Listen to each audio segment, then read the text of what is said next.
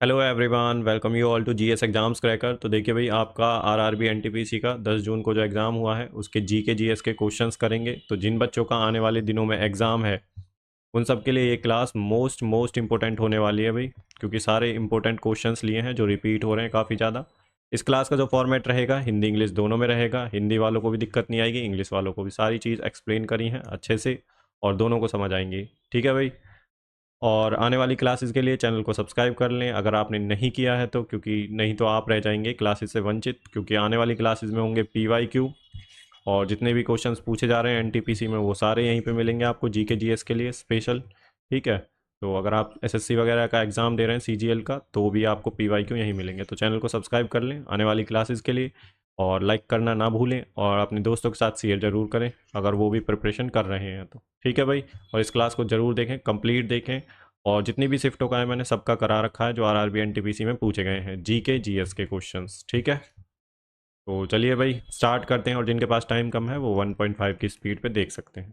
तो देख लेते हैं पहला क्वेश्चन अपना क्या पूछा गया है।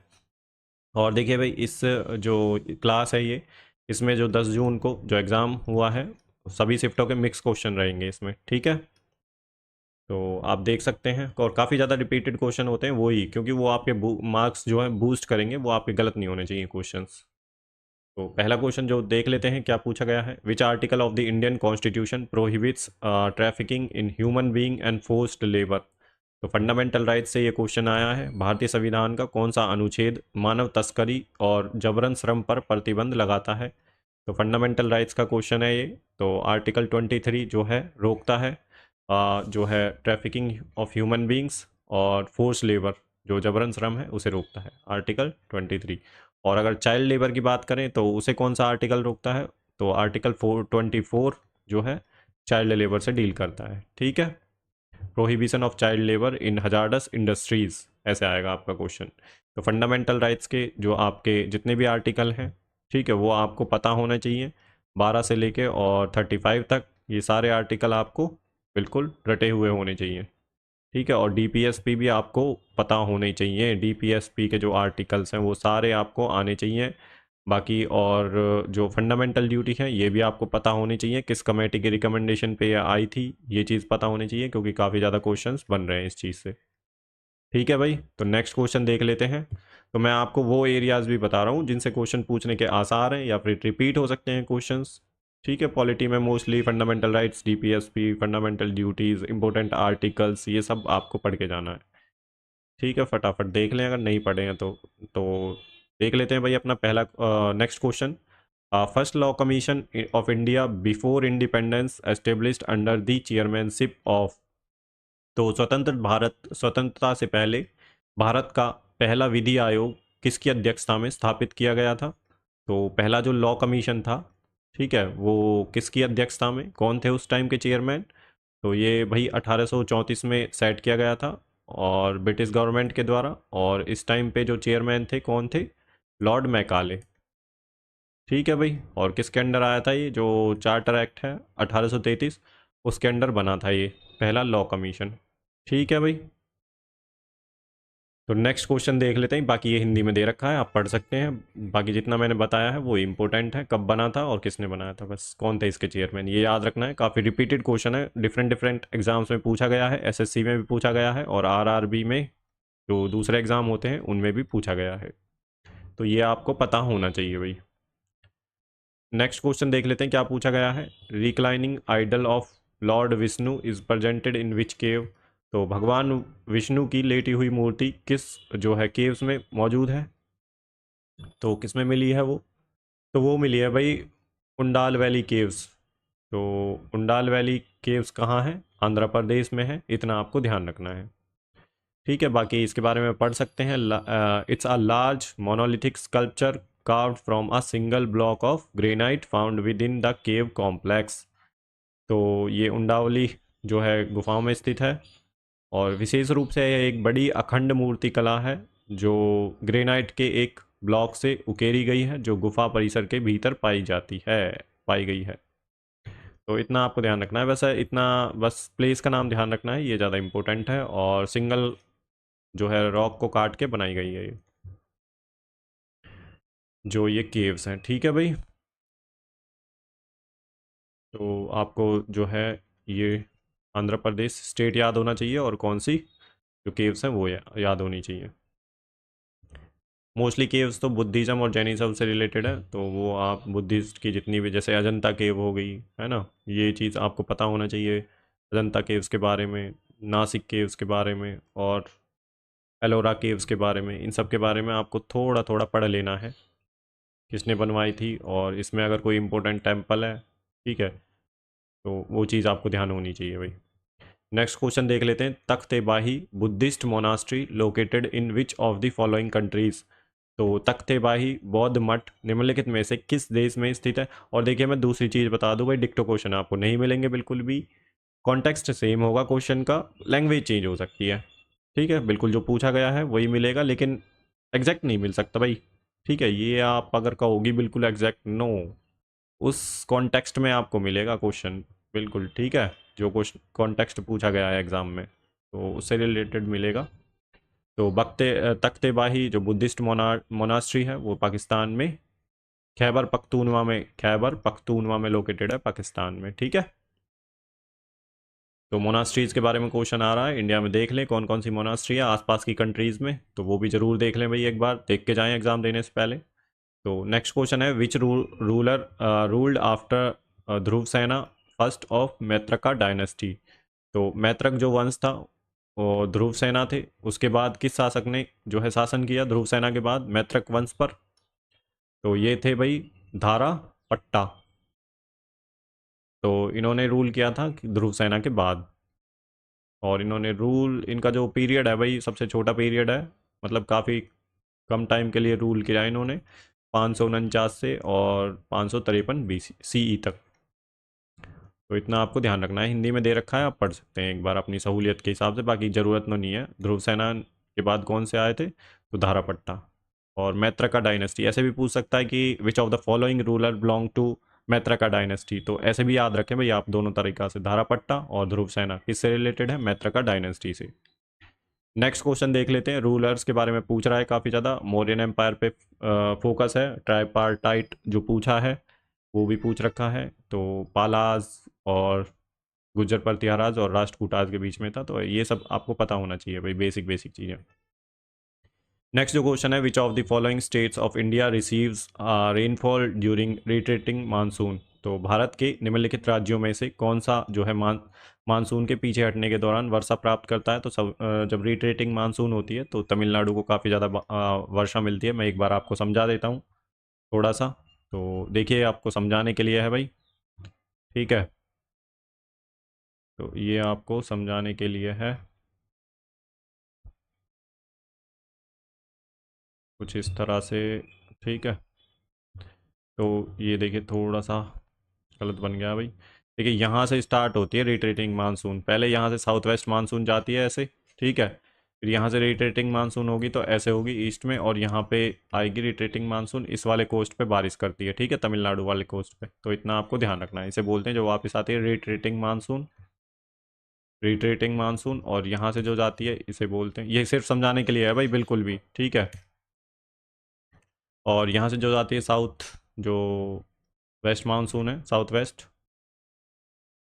तो ये मानसून है, इधर से आती है जो रिट्रेटिंग मानसून है, तमिलनाडु के कोस्ट पे ये बारिश करती है, ठीक है भाई। नेक्स्ट क्वेश्चन देख लेते हैं जो पूछा गया है, theme of Indian ocean conference. तो हिंद महासागर सम्मेलन का विषय क्या था जो हुई थी, तो 8th जो है इंडियन ओशन कॉन्फ्रेंस हुई है। देखिए यहाँ हिंदी में लिखा हुआ है, आप टेंशन ना लें भाई हिंदी वाले बिल्कुल कि सर इंग्लिश में ही पढ़ा रहे हैं, आपके लिए बिल्कुल जो यहाँ पे लिखा है वो यहाँ पे लिखा है, हिंदी में लिखा है, आप पढ़ सकते हैं बहुत अच्छे से, सारी चीज़ें बहुत ही सिंपल लैंग्वेज में लिखी हैं। तो 8th जो इंडियन ओशन कॉन्फ्रेंस है ये मस्कट ओमान में हुई है, और इसकी थीम थी voyage to new horizons of maritime partnership. तो ये है नए समुद्री जो है साझेदारी के नए क्षितिज के लिए यात्रा, तो ये इसकी थीम थी, ये आपको याद रखनी है। बाकी इसमें देखिए कितनी countries, it was established by Indian foundation और India based think tank in 2016, Singapore में एस्टेब्लिश हुआ था with the participation of 30 countries, ठीक है भाई। और इसका एम भी याद रख लें, ऑब्जेक्टिव जो है वो पूछ सकता है आपसे, तो ये ज़रूर याद रख लें भाई ऑब्जेक्टिव, ठीक है। और कब बना था, ये भी याद रखना आपके लिए ज़रूरी है, क्योंकि जो है इससे क्वेश्चन पूछ सकता है नेक्स्ट शिफ्ट में। और ये भी इसका ध्यान रखें, ठीक है। सारी चीज़ें इंपॉर्टेंट हैं, तीनों चारों पॉइंट तो याद रख लें भाई थोड़ा सा। तो आने वाली शिफ्टों में जिनका एग्ज़ाम है तो वो भाई इस चीज़ को याद रखें बिल्कुल अच्छे से, पॉइंट्स को लिख लें अगर कॉपी पेन हो तो आपके पास। तो शॉर्टकट की Ctrl+P यूज्ड फॉर, तो कंप्यूटर के क्वेश्चंस भी मैंने इंक्लूड कर दिए हैं जो लगे हैं कि हाँ रिपीट हो रहे हैं बार बार, तो आपको पता होने चाहिए उन चीज़ के बारे में। तो Ctrl+P का जो फंक्शन है वो है प्रिंट करना किसी फाइल को, कोई डॉक्यूमेंट है तो उसे प्रिंट करने के लिए शॉर्टकट की Ctrl+P का उपयोग किया जाता है। ठीक है भाई, कंप्यूटर के काफ़ी इजी क्वेश्चन आ रहे हैं, हार्ड भी आ रहे हैं बट इजी भी क्वेश्चन आ रहे हैं, तो इजी इजी पे हमारा टारगेट रहेगा क्योंकि वो गलत नहीं होने चाहिए भाई। ठीक है। संथाल रिबिलियन के बारे में क्वेश्चन था भाई। सो संथाल रिबिलियन है also known as Santhal Hul. और संथाल जो है Pargana region, present day Jharkhand. जो संथाल परगना रीजन है वो झारखंड में प्रेजेंट है। और ये कब हुआ था जो है संथाल रिबिलियन? 1855 से 1856 में। और किसने लीड किया था इन्हें? सिद्धू और कानू मुर्मू ने। और उनके सिबलिंग्स थे चांद एंड भैरव। तो नाम पूछ सकता है आपसे को कि संथाल रिबिलियन किसने लीड किया था, तो इन दोनों का नाम आपको ध्यान रखना है, सिंधु और कानू का। बाकी ये किस ईयर में हुआ था ये याद रखना है, बाकी और तो ज़्यादा कुछ है नहीं। तो ब्रिटिशर्स की भाई एक्सप्लॉयटेटिव पॉलिसी थी लैंड को लेकर, ठीक है, एग्रीकल्चर को लेकर।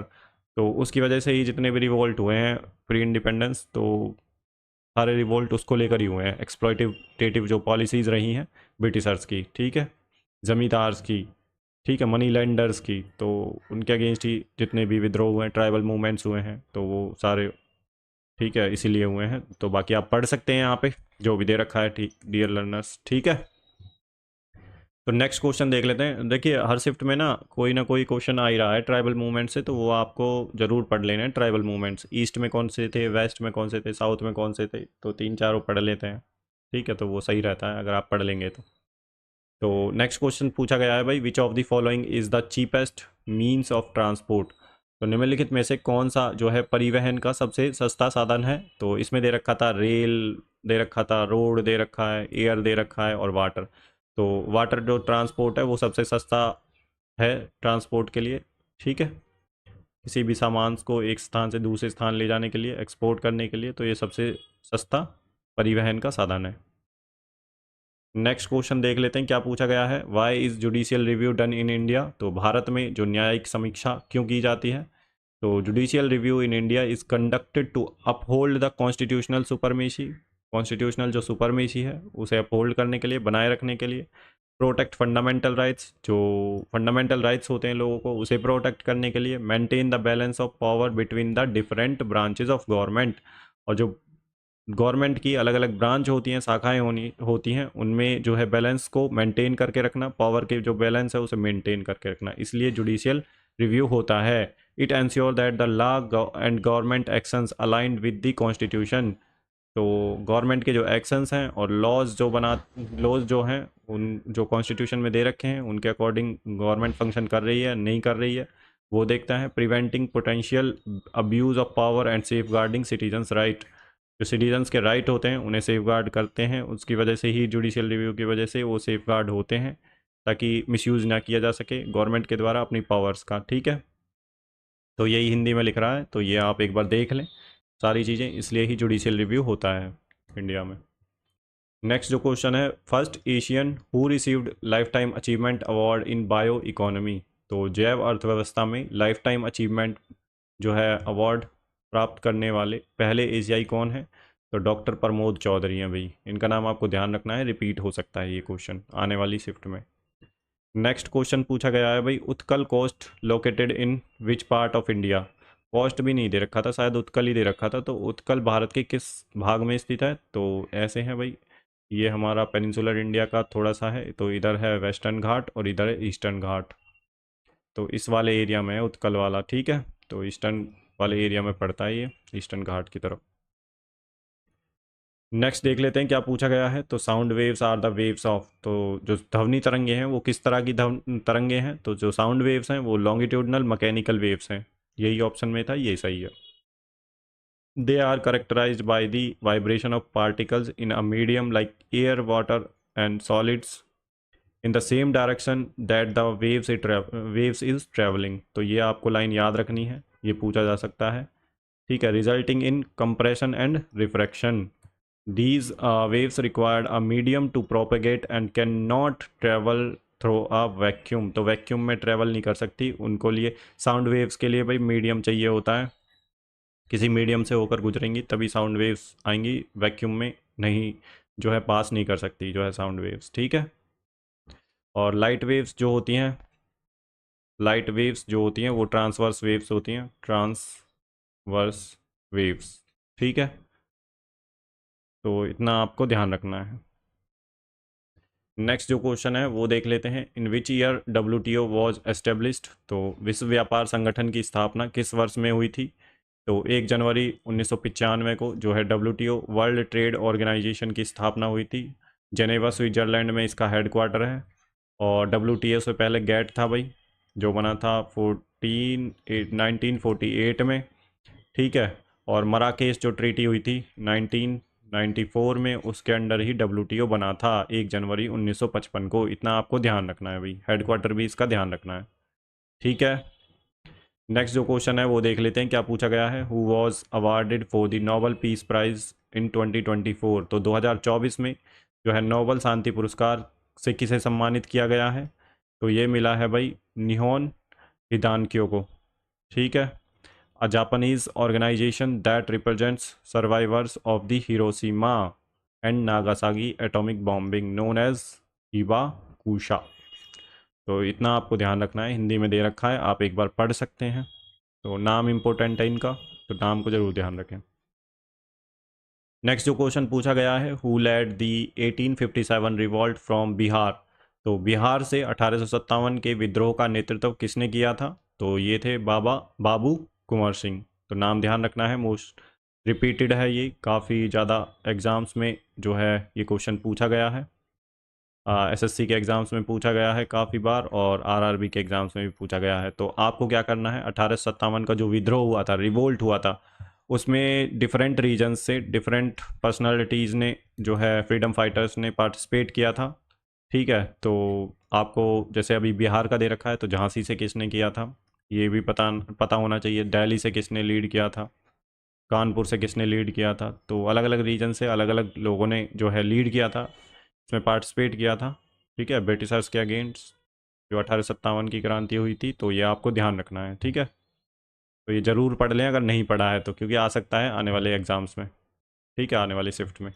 तो Chandragupta Maurya was the follower of. तो चंद्रगुप्त मौर्य किसके अनुयायी थे। तो ये जैनिज्म को फॉलो करते थे भाई चंद्रगुप्त मौर्य।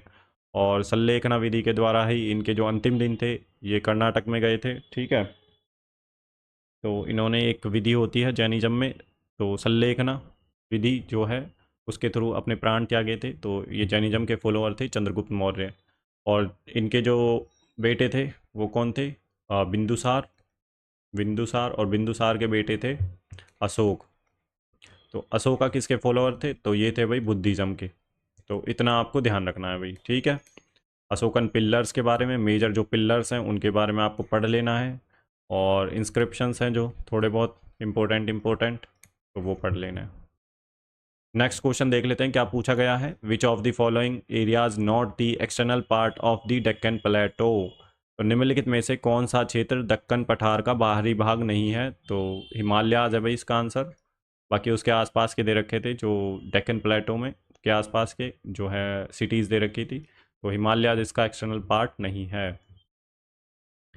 नेक्स्ट जो क्वेश्चन पूछा गया है, a terracotta made toy found from which place of Indus valley civilisation. तो टेराकोटा निर्मित खिलौना जो है सिंधु घाटी सभ्यता के किस स्थान से प्राप्त हुआ है। एक टेराकोटा का खिलौना मिला है, काफ़ी खिलौने मिले हैं बट जो मिला है टेराकोटा का खिलौना वो कहाँ से मिला है, मोहनजोदारो से मिला है। ठीक है भाई,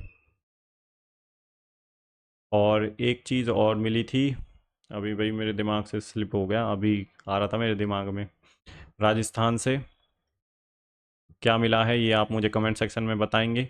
बेंगल्स। ठीक है, बेंगल्स मिली हैं राजस्थान से। और एक प्लग फील्ड, प्लग जिससे खेत जोतते हैं वो वाला जो है मिला है राजस्थान से।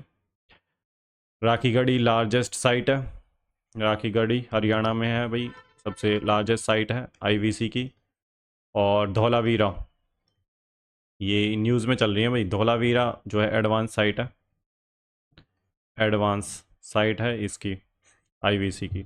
ठीक है भाई। और आपको अगर कुछ एक्स्ट्रा चीज़ें पता हैं, कौन कौन सी चीज़ें कहाँ मिली हैं, तो कमेंट सेक्शन में ज़रूर लिखें। नहीं पता है तो एक बार गूगल सर्च कर लें, गूगल भी नहीं कर सकते तो अपने डॉक्यूमेंट्स में देखें जहाँ पे आपने आर्ट एंड कल्चर के नोट्स बनाए हैं। ठीक है डियर लर्नर्स, तो इतना आपको देखना है। बाकी चलो नेक्स्ट क्वेश्चन देख लेते हैं। When was the effective revenue deficit was introduced in the union budget.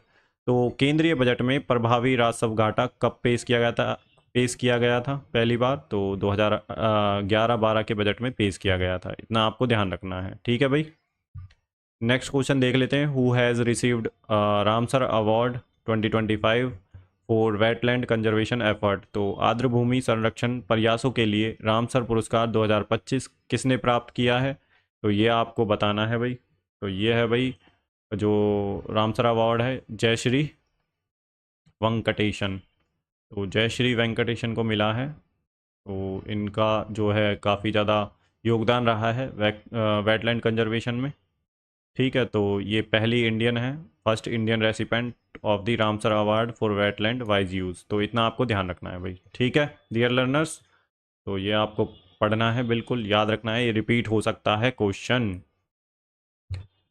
Next question क्या पूछा गया है? Which of the following revolution related to the shrimp production. तो निम्नलिखित में से कौन सी जो क्रांति है झींगा उत्पादन से संबंधित है? तो ये ब्लू रिवॉल्यूशन है। जितने भी रिवॉल्यूशन हुए हैं, ग्रीन रिवॉल्यूशन हुआ है, पिंक रिवॉल्यूशन हुआ है, ये आपको पता होना चाहिए भाई।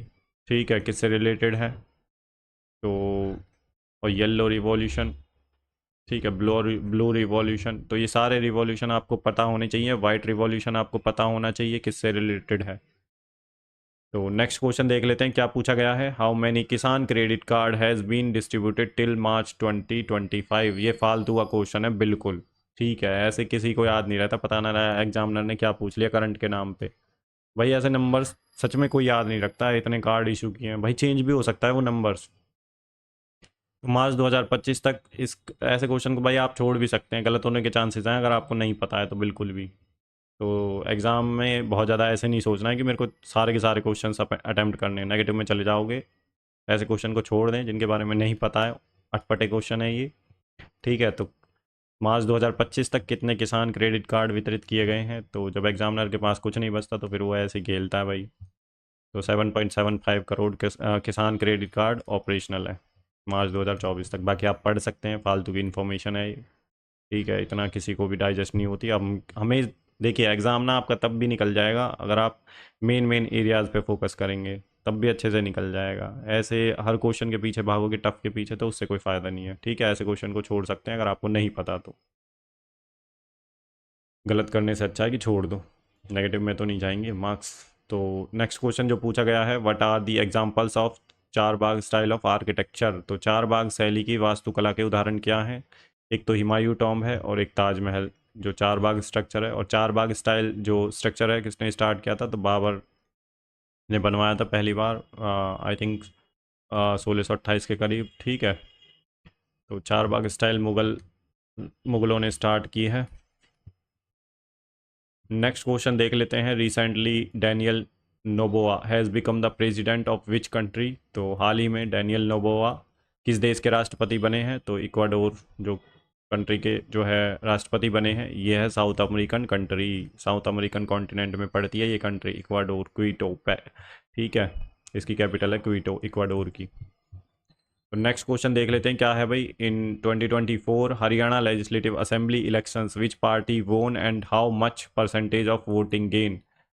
तो 2024 में हरियाणा में विधानसभा चुनाव हुए थे, तो जिनमें से कौन सी पार्टी ने जीती और कितने प्रतिशत, कितनी वो जो है सीट्स जीती और मतदान में कितने प्रतिशत का लाभ हुआ? तो बीजेपी ने 48 सीट जीती और 39.94% जो है वोटिंग मतदान में प्रतिशत लाभ प्राप्त हुआ उन्हें।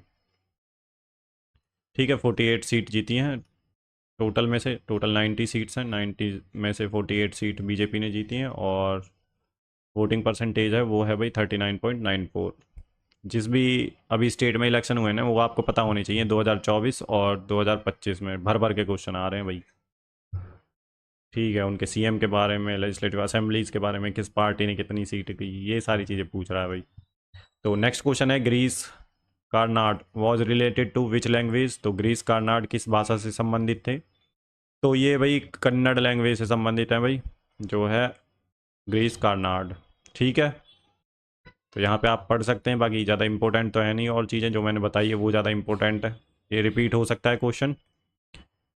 नेक्स्ट क्वेश्चन देख लेते हैं, as per census 2011 2011 the percentage of urban population in India was. तो 2011 की जनगणना के अनुसार भारत में शहरी जनसंख्या का प्रतिशत क्या था।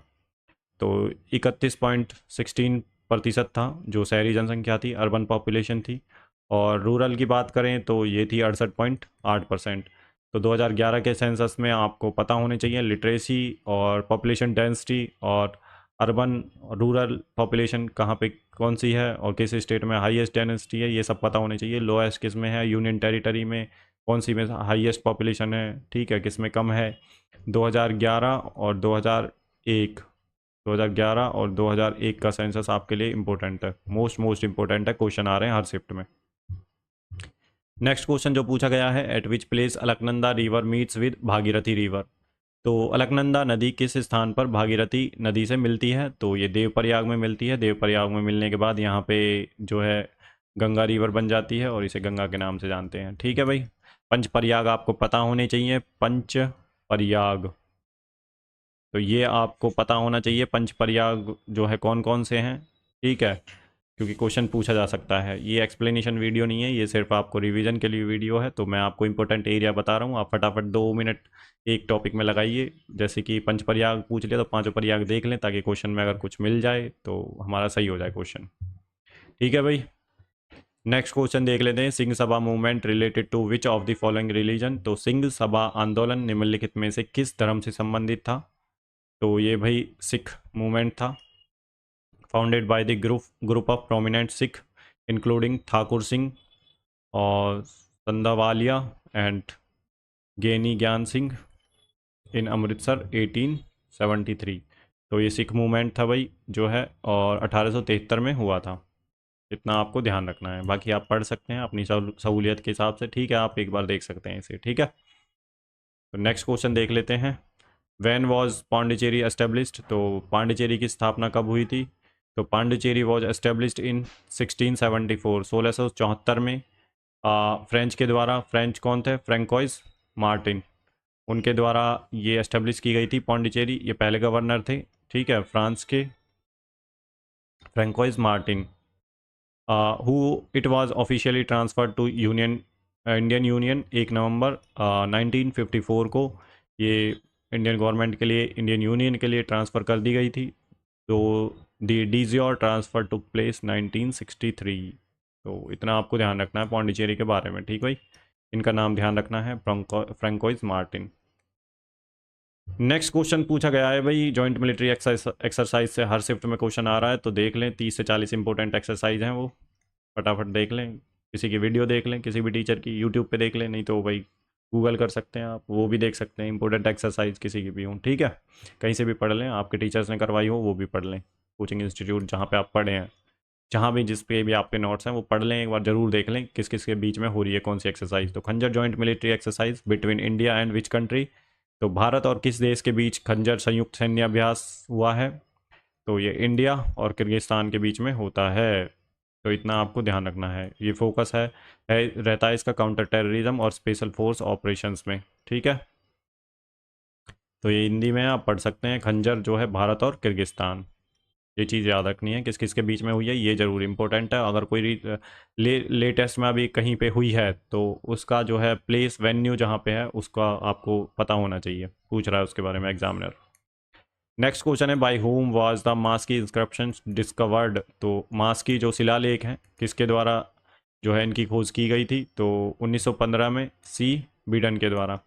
ठीक है, और ये रायचूर डिस्ट्रिक्ट कर्नाटका में है जो मास्की इंस्क्रिप्शन है। और इस पे देखिए जो है अशोका का नाम लिखा हुआ है, देवनाम प्रियदसी। ठीक है भाई, तो इतना आपको पता होना चाहिए।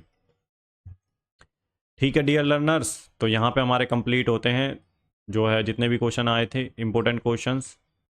10 जून को वो सारे यहाँ पे कंप्लीट होते हैं। बाकी क्लास आपको कैसी लगी अपने रिव्यूज़ कमेंट सेक्शन में ज़रूर दें, ठीक है। और अगर आप किसी दूसरे टॉपिक पे वीडियोस चाहते हैं, किसी और के PYQ, देखिए SSC CGL का मैं PYQ स्टार्ट करने वाला हूँ, तो आप चैनल को सब्सक्राइब कर लें आने वाली क्लासेस के लिए। और कंटेंट भाई हिंदी इंग्लिश दोनों में मिलेगा आपको और बेस्ट मिलेगा। हम टू द पॉइंट पढ़ेंगे, बिल्कुल टू दी पॉइंट, ठीक है। और ये सारी मेहनत आप लोगों के लिए की जा रही है, तो मेरी तो आपसे रिक्वेस्ट है, आप पढ़िए अच्छे से और इसका पूरा फ़ायदा उठाइए, ठीक है। चैनल को सब्सक्राइब कर लें आने वाली क्लासेस के लिए, नहीं तो आप रह जाएंगे फिर वंचित। और शेयर करें अगर आपका कोई दोस्त है, ठीक है। अगर आपका कोई रिलेटिव है तो अगर प्रिपरेशन कर रहा है तो उसके इसके बारे में बताइए, शेयर करिए। और लाइक करना बिल्कुल ना भूलें अगर आपको क्लास पसंद आ रही है तो, ठीक है। बाकी आप अपने रिव्यूज़ कमेंट सेक्शन में ज़रूर दें। ये मेरा जो है टेलीग्राम चैनल भी इसी नाम से है, GS एग्ज़ाम्स क्रैकर के नाम से। लिंक डिस्क्रिप्शन में दे दूंगा, और जो क्लासेस हुई हैं अभी तक जितने भी शिफ्ट में, उनका लिंक भी मैं डिस्क्रिप्शन में दे दूंगा। बाकी आप चैनल को सब्सक्राइब कर लें और शेयर करें और लाइक करें, ठीक है भाई। तो चलिए भाई, मिलते हैं नेक्स्ट क्लास में एक नई एनर्जी के साथ, और तब तक के लिए अपना ध्यान रखिए। गुड बाय, जय हिंद।